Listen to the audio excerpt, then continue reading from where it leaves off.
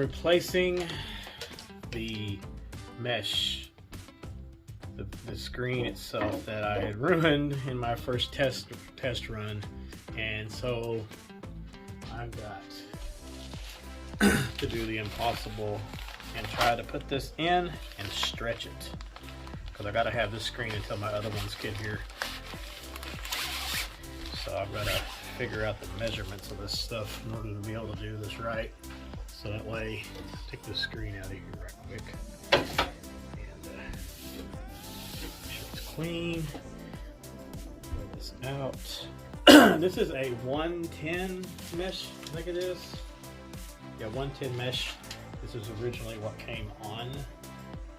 So actually, the screen that I have, the wooden one, came, the little speedball, I think it was a lower mesh count than this, so I went ahead and got 110 because this is what I'm typically going to use for a one color. So this is to replace a lot of it. You know, if I ever mess up or if it needs to be replaced. There's about 10 yards here that I got for like $15 or something like that on Amazon. And I don't want to lay this just lay it up on the table. I want that on the ground because this is stuff I got to print with. So lay this right here. I hate it's got the fold marks in it, which sucks. Hopefully that comes out. If not, I don't know what I'm going to do. So I'm going to just do a guesstimate. So I got them bad boys now. I can use that for this type of stuff. So I'll come in on the sides. I cut it a little bit bigger than I have to have it. And that way there's room to work. And I gotta refold this craziness up here back. Gotta get this stretched as much as the best I can. So I don't know. What I do is I'll have to get started.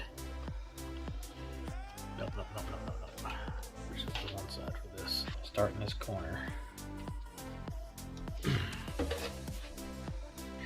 There's a tool for this, and I don't have it. So I don't want it to crinkle up. I want to stretch it as much as I can to get it as tight as I can. So I don't know the trick to this other than trying to pull it tighter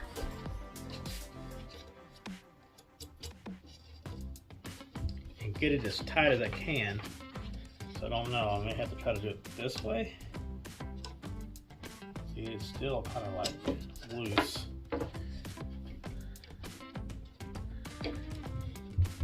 But just try to like press it in as much as I can as I go.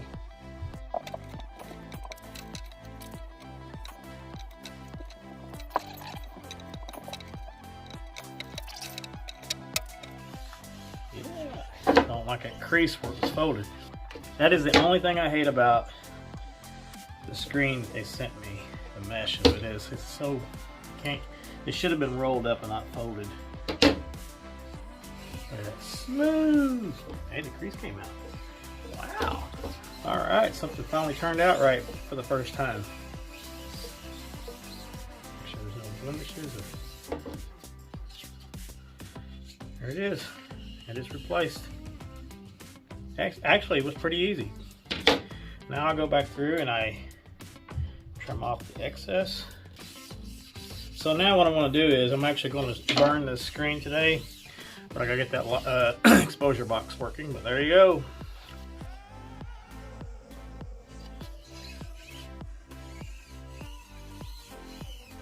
Nice and replaced. There we go. That is to replace how to replace a mesh, the mesh back for your screen. Not really, you know, should do that, but if you have a pair of scissors that has that little corner on it where it's smooth and you're not going to gouge into the screen when you're trying to stretch it. But that's how it's done on that. I didn't look at no YouTube videos or anything. I just seen how it came off and that's how I put it back on. And You've seen it probably took me just a couple minutes, and that was it. All right, I guess that's the replacement. Get off of this overhead. And that's how you replace a mesh for that screen. And I'm going to do the light box or the exposure unit here probably tomorrow or the next day. I don't know just yet, and we'll see what happens. But other than that, that is to replace the screen. You can get that screen, that mesh, any kind of screen, mesh screen off of Amazon. That's where I got it from. And I was going to complain about the creases, but I guess it comes out when you stretch it. So seems to be pretty good. Well, I guess we'll see how it does when I actually screen print a t-shirt. And as always, I will see you in the next video.